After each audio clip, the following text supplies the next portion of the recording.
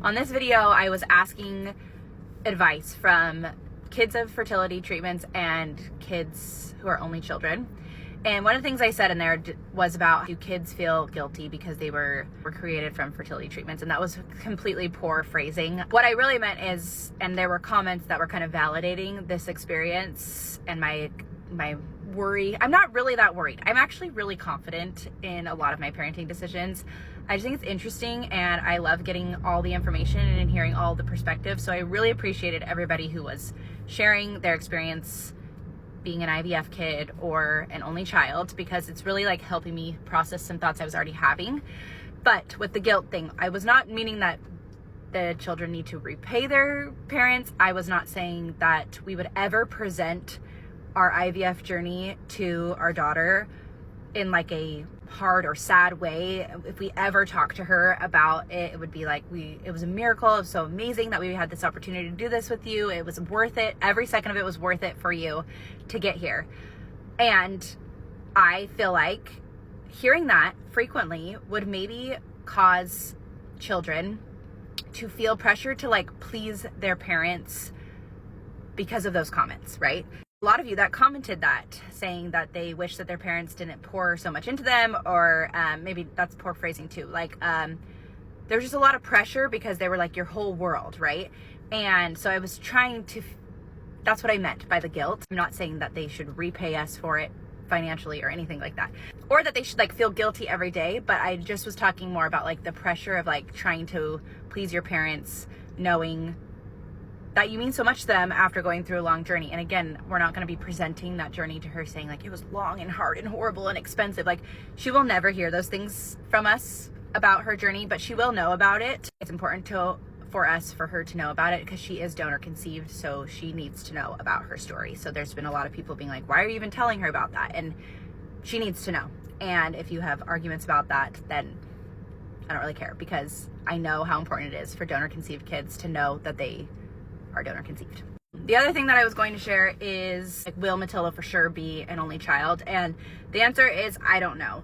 And a lot of the questions that, or a lot of the comments that you guys were making are helping me kind of filter through some different thoughts that I've been having. Like, do we try again to give her a sibling because I feel passionately that that's important, or like that's how I want our family dynamic to be? And there's been a lot of great discourse. I really, really, really appreciate everybody giving their 2 cents, because it has really helped me like filter through my thoughts. I would love to try again.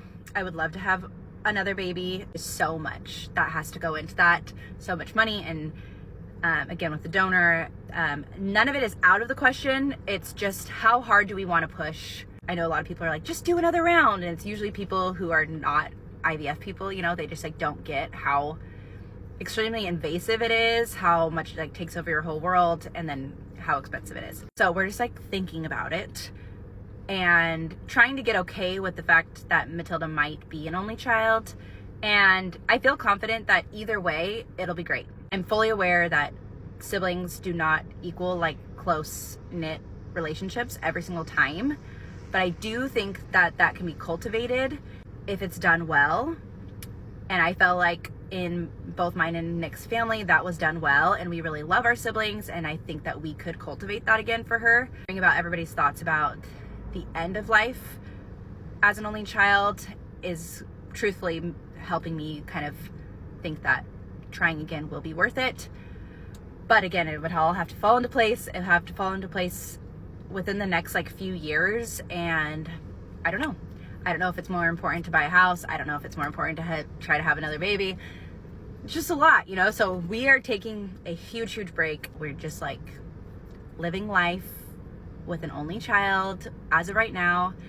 And it's great. It's going to be great, you know, either way. So thank you again for everybody and all of your responses. Please keep sending them. It's like having these conversations. I like the information. I feel really confident in what I'm doing in my own little family.